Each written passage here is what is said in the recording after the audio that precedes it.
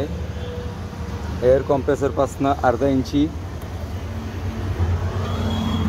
एक, त्याच्यानंतर जे आहे हा पाईप, असे 3 पाईप पुढे गेलेले आहेत. ते कसे गेलेत ते पण आपण बघू.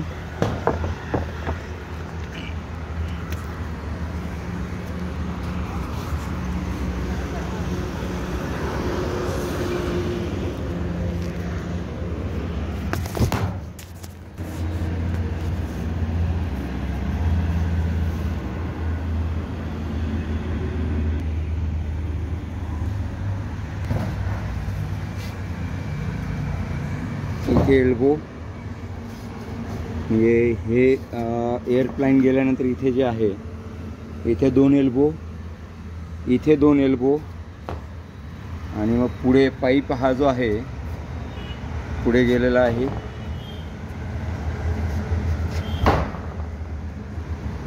ही जी लाईन आहे ही अशी पुढे कंटिन्युअसली झालेली आहे. जे आपण म्हणतो अर्धा इंची, हे 3 पाईप जे आहेत आम्ही याच्यातले एक पाईप हवेचा आणि 2 पाईप जे आहेत ते प्रेशर मशीनचे आहेत.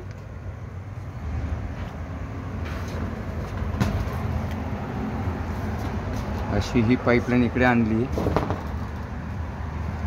मागे आपण आता 2 2 2 म्हणजे 6 एल्बो बघितलेत. नंतर आता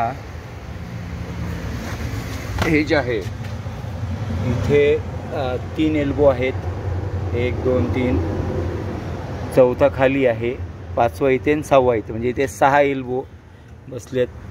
1 टी, 6 एल्बो इथे बसलेत. नंतर पुढे जेव्हा इकडे येतो आपण, इथे 1 टी बसलाय आणि इथे एक एल्बो आणि वरती एक एल्बो. हे झालं.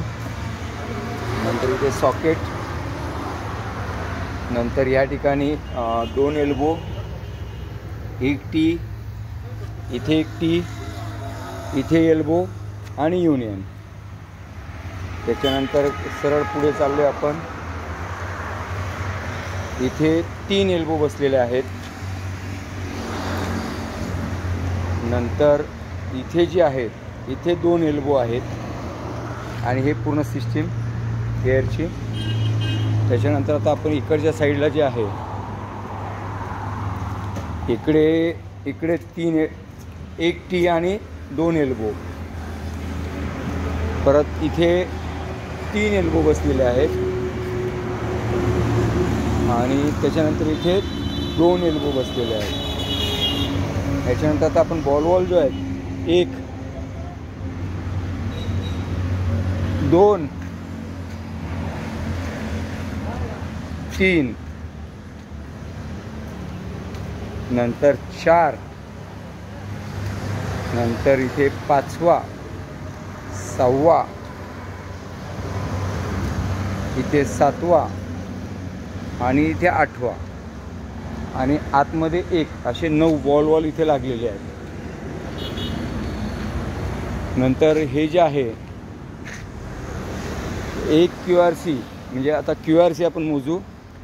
एअरचे जे आहेत 1 QRC, 2 QRC इथला, नंतर इकडे 3रा QRC आणि 4था QRC तिथे.